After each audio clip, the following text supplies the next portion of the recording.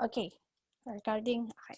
So, hello guys. Hello, welcome to our week 4. So, it means we are in section 4 and today we're going to discuss about medical terminologies and medical abbreviations. And so, class, marami kayong matututunan this week.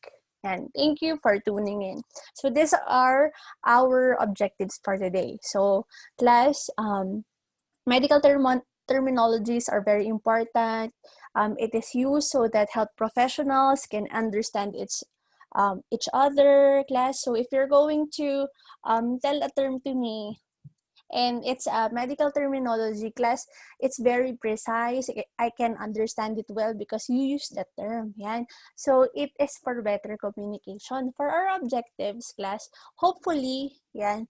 So today we're going to break down, and we will find the building blocks of our medical terminologies. So the building blocks are your root words, suffixes, and prefixes. So objective 1 is hopefully you can use this root word, prefixes, and suffixes correctly. And what else, class?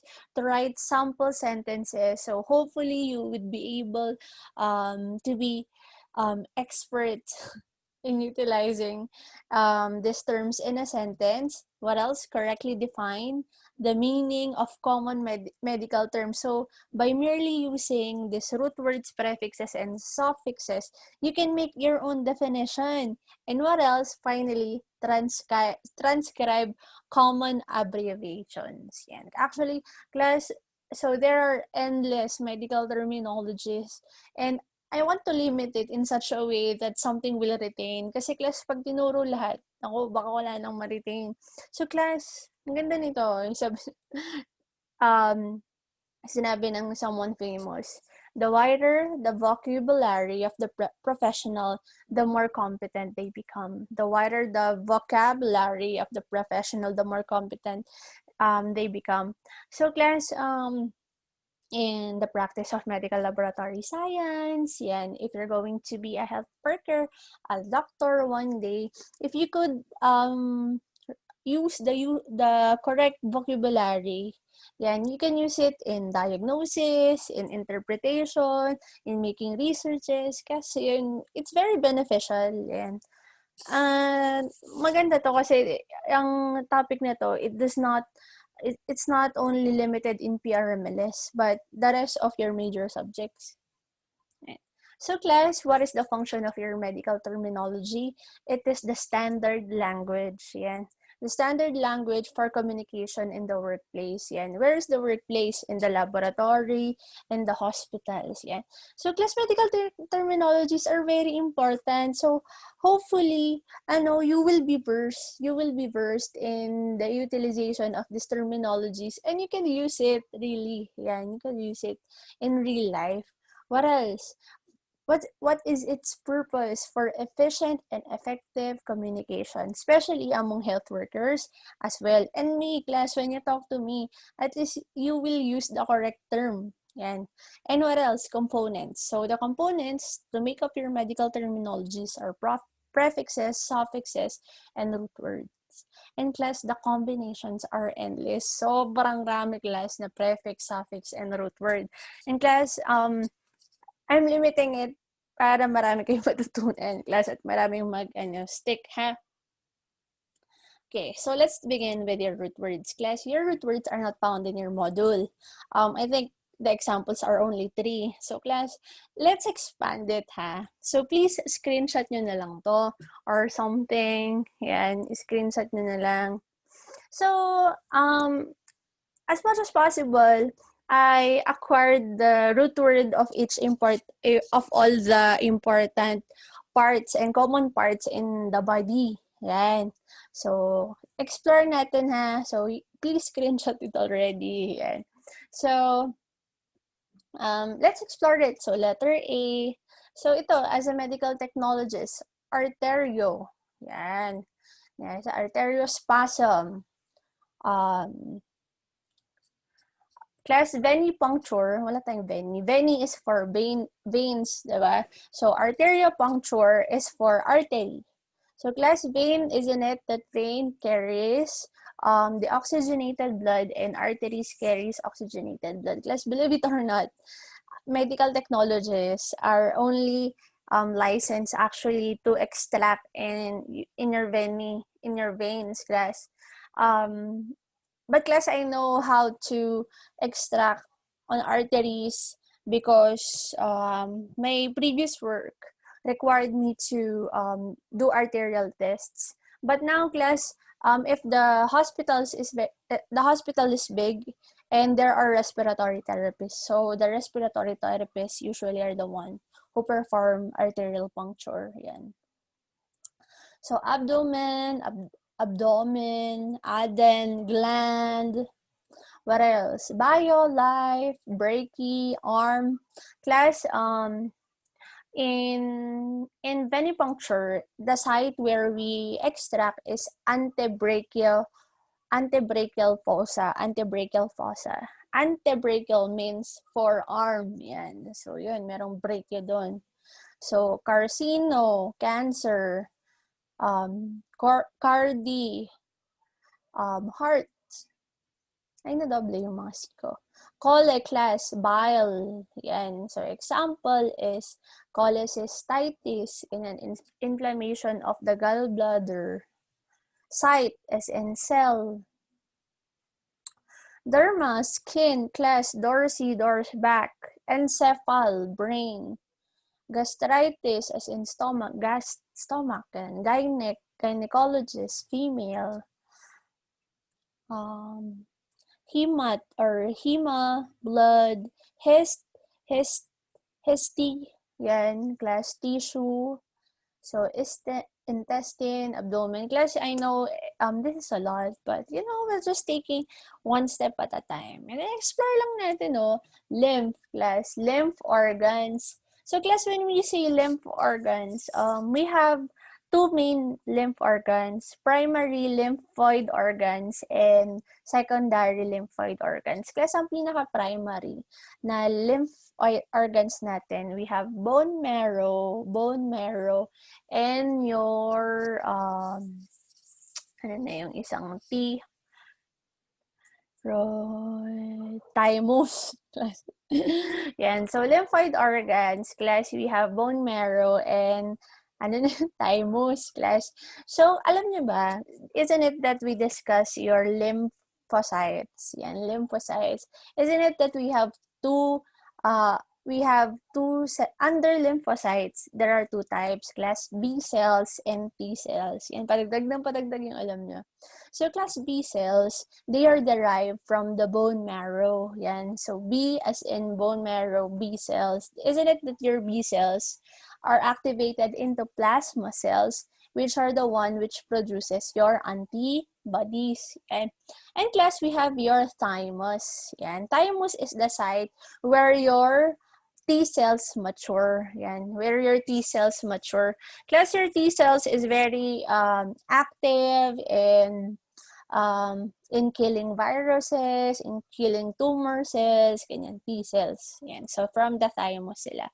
So, they are type of, ayun yung primary. Ay, yung secondary lymphoid organs natin, class tonsils, lymph nodes, yan. So, kunyari, if a person has lymphadenopathy, so there's a disease in your lymphoid organs. So, pwedeng sa thymus yung sakit, pwedeng sa lymph nodes, class, sa mga kulani. Diba, class, kunyari, pag may mga bukol-bukol, example with your, when you have tonsils, yan. So, so your lymph nodes are inflamed. Yan. So, kasama yun sa lymph, family. So, class, mayo, muscle, myelo is bone marrow and spinal cord. Class, huwag niyo kakalimutan yan. Myelo is bone marrow and spinal cord.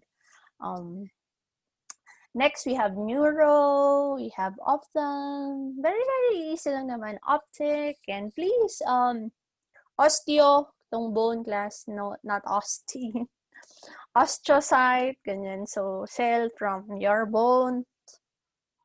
Path or disease patho, so pathologist. pathology, pharmacodrug, pulmo, yan, lungs, sept, or infection. So, septicemia. Pag sinabing septicemia, class, infection in the blood. So, kailangan class, I mean, kayang-kaya nyo to. Yan, I believe in you. So, we have thoraco, chest. Yan, it's a chest.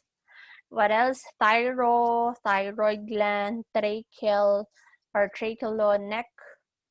Trach is hair. Venter is front of body. Visceral is internal organs. Kaya nung pag narinig niyo, visceral organs. So, it's your internal organs. Class, I told you, the combinations are endless. Yan. So, dito mo lang muna tayo sa, sa root word. But let's just give a couple of examples.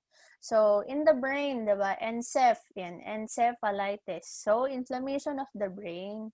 So, class, ma'am, ano yung meningitis? Yan, kasi parang sa brain na rin yun. Class, meninges are the cushions that cushions your brain. Yan, are the cushions. So, they cushion your brain. So, they protect your brain. So, some people get inflammation in their meninges of the brain. So, meningitis tawag doon. And class, we have this, recently I watched in Jessica Soho. Soho class. There's this kid who has hypertrichosis. So, when we say hyper, it's increase. And trichosis is hair. So, that kid has excessive hair growth. Ganun. Tapos, ewan kung ba't nila pinapagamot class. Wala namang gamot sa hypertrichosis. And it's 2020. Anyway, thyroidectomy. So, thyroid, so means the organ is thyroid. Ectomy. So, ectomy means removal. Yun. So, ano tinanggal? Thyroid. Tracheotomy. Yan. So, class, so that they can insert the ventilator. Yun, class, they have to make an incision in the trachea. Yan, incision. So, tracheotomy. Yan. So, myolysis. Diba kanina, myo means muscle. Lysis means destruction or breakdown. So, class, there are people who have myolysis. Yan, excessive breakdown of muscle tissue. Ganon. Galing, no, class? So, if you just know this basic words, then you can survive, guys, without a dictionary. Cholecystitis. Oh, I told you cholecystitis is pertaining to blood, to bile, or gallbladder. Excuse me. So, yan, inflammation of the gallbladder. Class, so let's pag naman, removal of the gallbladder is cholecystectomy. Diba? So, we have class. So, when we talk about site, so this is about cells. Yan. So, class, if you just have a part, kung may part of the body, tapos site, ibig sabihin na yun, cell found on that area. So, lymphocytes, yan. I told you these are cells found in your lymphoid organs. Hepatocytes, yan. Hepato means the liver. So, pag sinabing hepatitis, inflammation of the liver. So, pag hepatocyte, so cell that are found in your liver. Yan. Galing-galing class ng hepatocyte. So, their main function is detoxification. Yan. So, class, if you're hearing food or, gamot that detoxifies, that's the only thing that detoxifies in your body is hepatocyte. Osteocytes, so cells that are found in your bone. Diba? Galing. Okay. So now we're in your prefixes. So in the sample combination, so I added prefixes or suffixes. So prefixes muna tayo. So class, ang konti kasi yung nasa module nyo. So dagdagan lang natin ng konti lang naman. So example, a or an. That's why example, anemia. Ganun. Prefix tayo, diba? Prefix usually they are placed before your root word. So kunyari anemia. Ganyan. I have another term for you, class. Agranulocyte. Kasi class, isn't it that you remember we have 5 WBCs, WBCs, di ba? Never let monkeys eat banana. Never let monkeys eat banana. We have 5 WBCs. Class, itong 5 na to, they are differentiated into 2.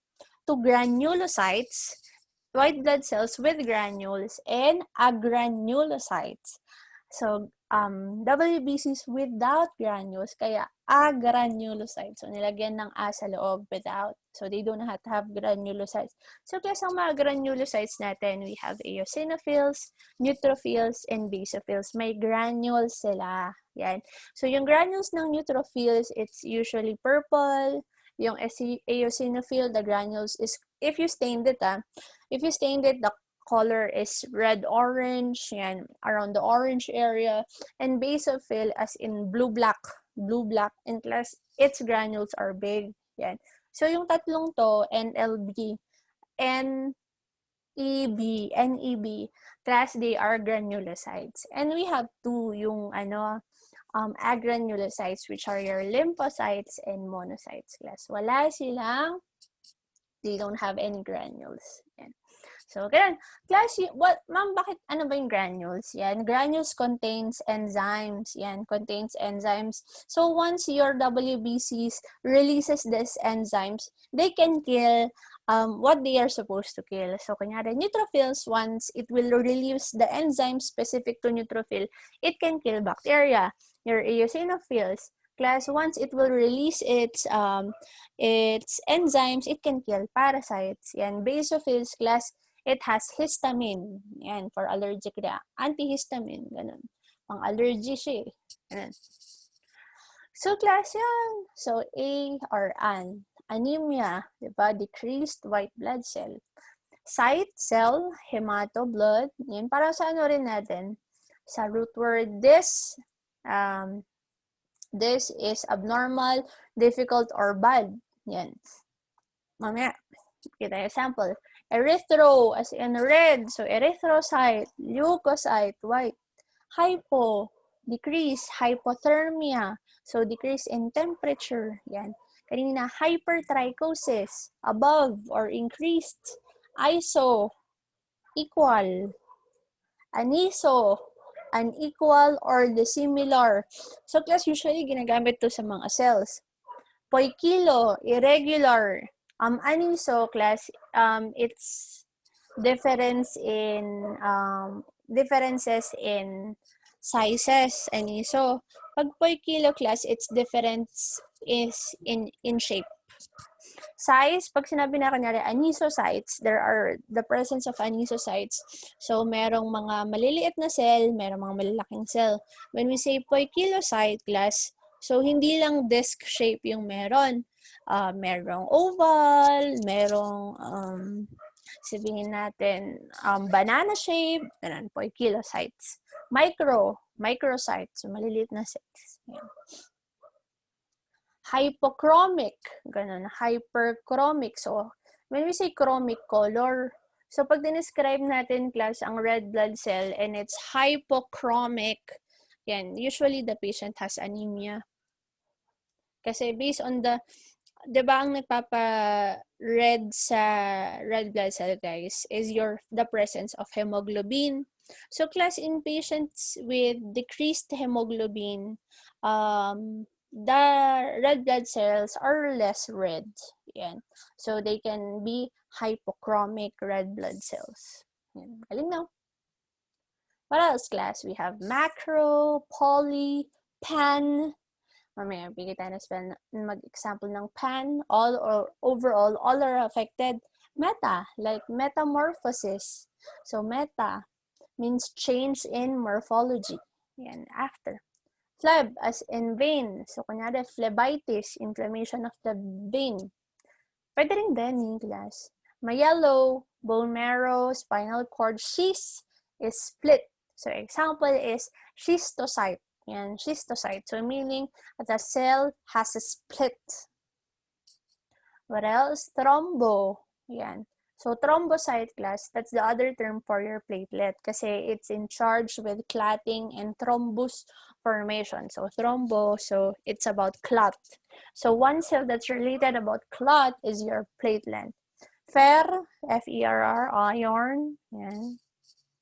And slur, as in hard.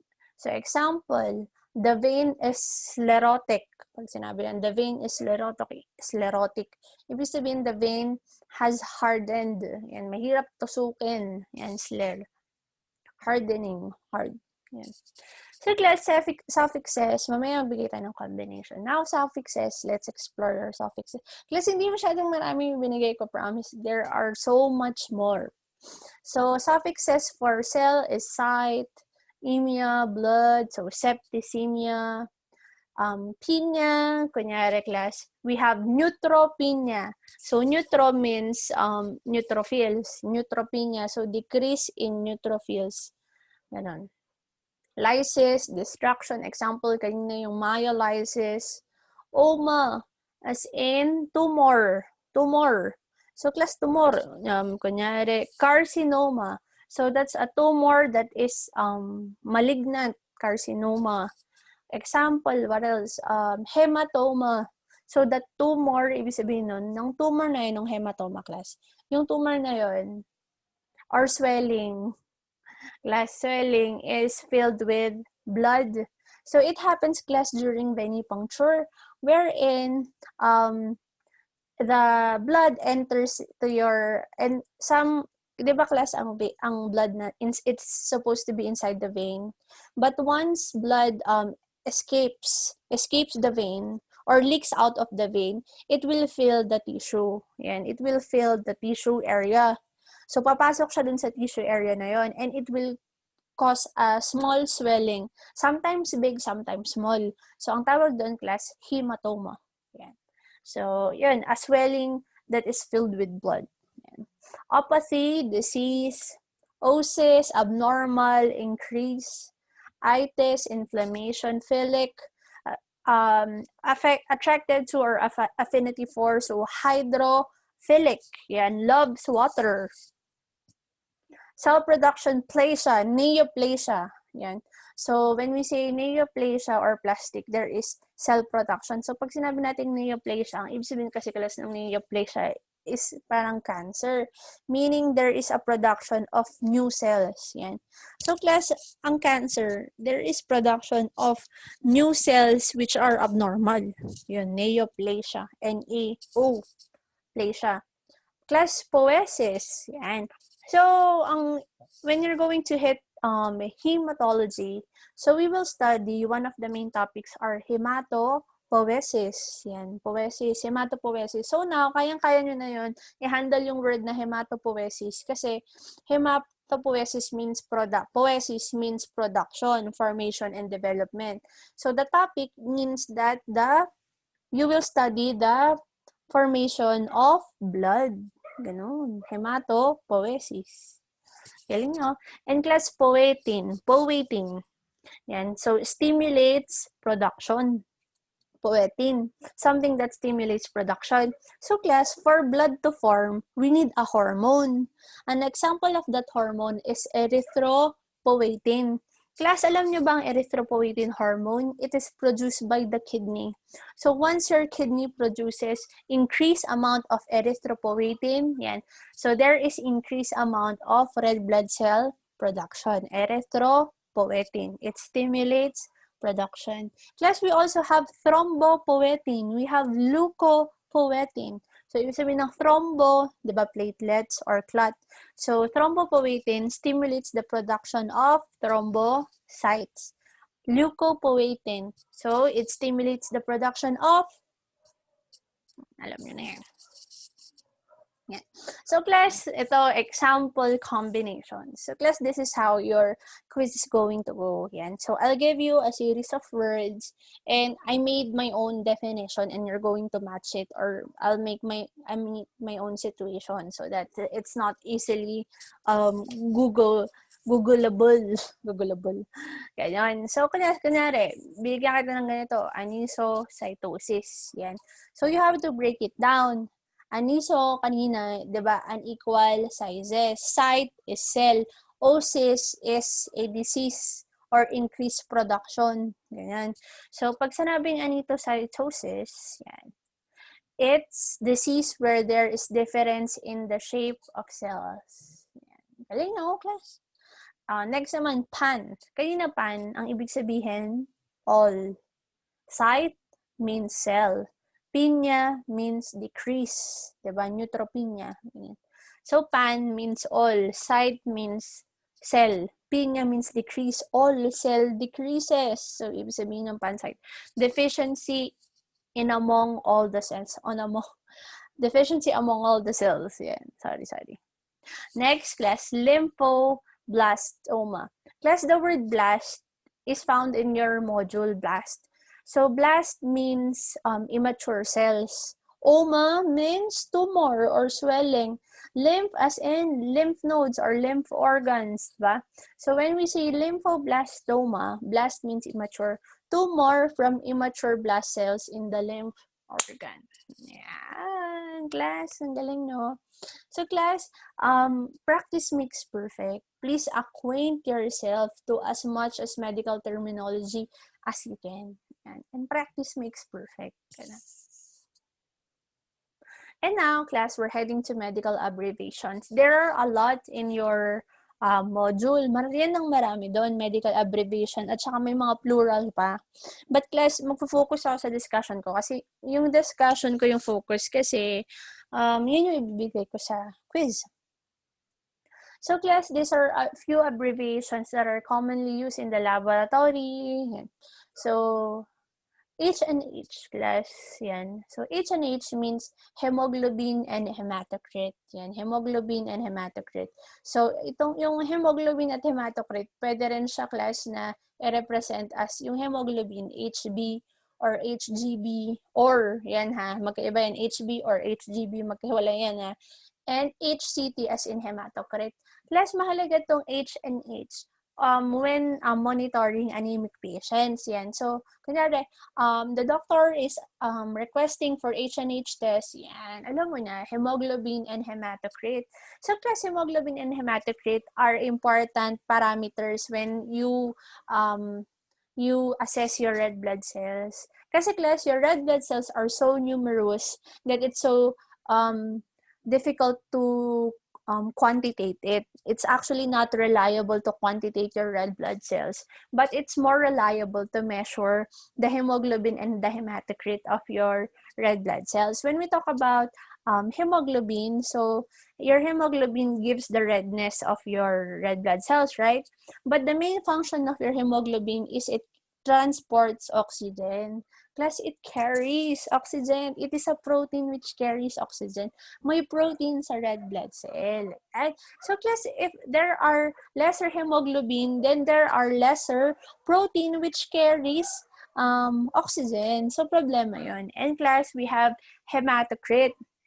So, hematocrit, class, is the percentage of red blood cells, the percentage of the volume of red blood cells compared to the whole volume of blood.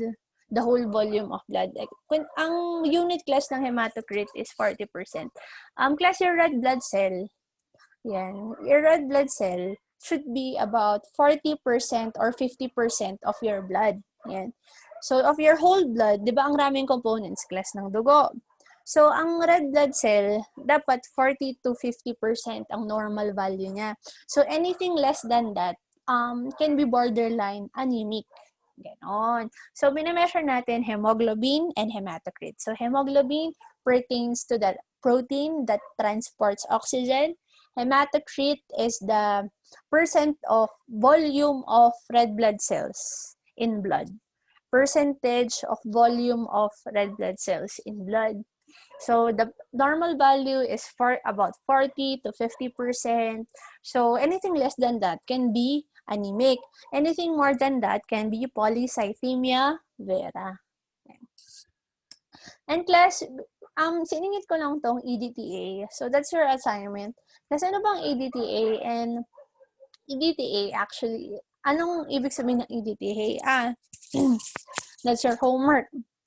So, EDTA is an anticoagulant. Anticoagulant. So, pag kumukolekta tayo, when we collect blood, sorry, where's my tea? Yan, when we collect blood, we use an anticoagulant, class, para hindi mag-clot yung blood, para hindi mamuo-muo. Yan. And class, what we use is EDTA. Yan. It's an anticoagulant. So, ano isabihin ng EDTA? So, paki-search ha. Next class, we have your routine test. So, example, the doctor will call. So, I want my patient to have routine tests, which is CBC, UA, and FA. Yan. So, ito yung tatlong routine test. So, CBC means complete blood count. UA means urine analysis. We have FA, we have fecal analysis. Yan, madalas yung ginagamit. What else, class, in chemistry? Ito, ginro po kayo mga chemistry test. So, FBS is fasting blood sugar. So, you need to fast before we test your blood sugar. We have random blood sugar. So, random. So, we just test it anytime. Yan, random blood sugar. Hindi ka nag-fast. Literal fasting, guys, is 8 to 12 hours. And class, in your notes, so we have lipid profile test. So, test for your lipids in the body. So, we have TC. TC means total cholesterol. HDL meaning high density lipoprotein. High density lipoprotein, that is the good cholesterol, guys. And LDL, so low density lipoprotein, that is your bad cholesterol. Yeah. BUA, we have blood uric acid. Yeah, blood uric acid. So those who have gout usually test for BUA. We have BUN, so blood urea nitrogen. So if you want to assess your the health of your kidney, you can use BUN. AST class, alanine aminotransferase. ALT class, yung alanine aminotransferase. And AST means aspartate aminotransferase. So these are enzymes, class. We have T3 and T4. So these are your thyroid hormones. What else, class? Unti na lang. We have CNS, we have culture and sensitivity, so for your microbiology. We have GS, which is gram staining, so under microbiology rin yan. KOH, yan. So in chemistry, anong KOH? Diba? Potassium hydroxide. Actually, we have a KOH test in your microbiology for detecting the presence of fungi. Yan. Gram staining, class. So, dalawa na yung alam nyong stain, di ba? We have pap stain.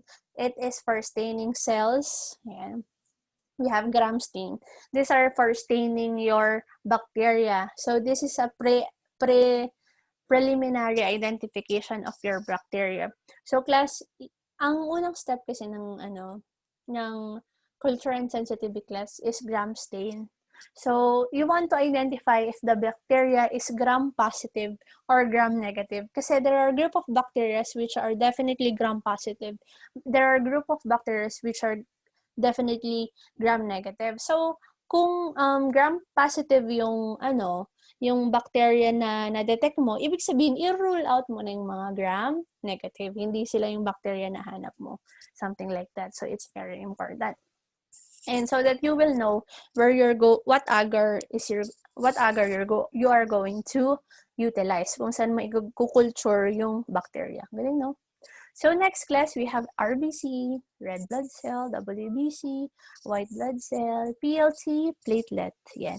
APTT class, these are your special tests under your hematology. Yan.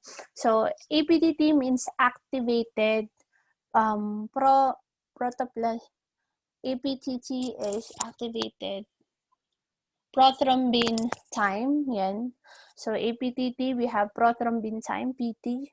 APTT, class, paki-double check ha. Activated prothrombin time. Anyway, ESR, we have erythrocyte sedimentation rate. So, class, ano lang to?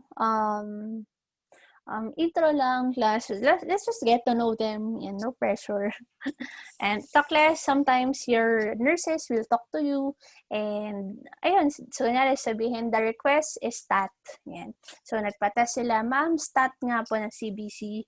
So, stat means statum. Stat means, it came from the word statum, which means top priority or immediately. Yan.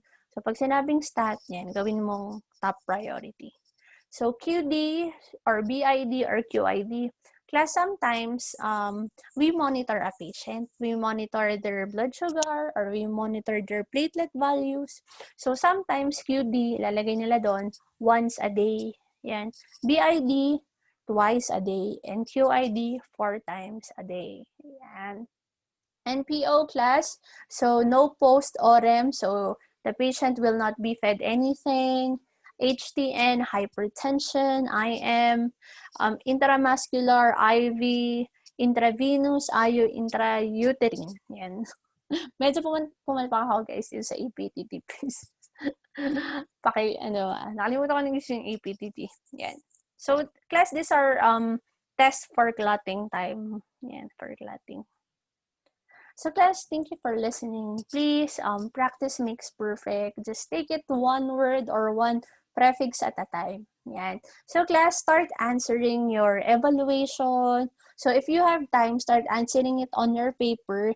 Then when you're ready to transfer it in the Google form, so just tick your answers. Ganyan. I-tick mo lang.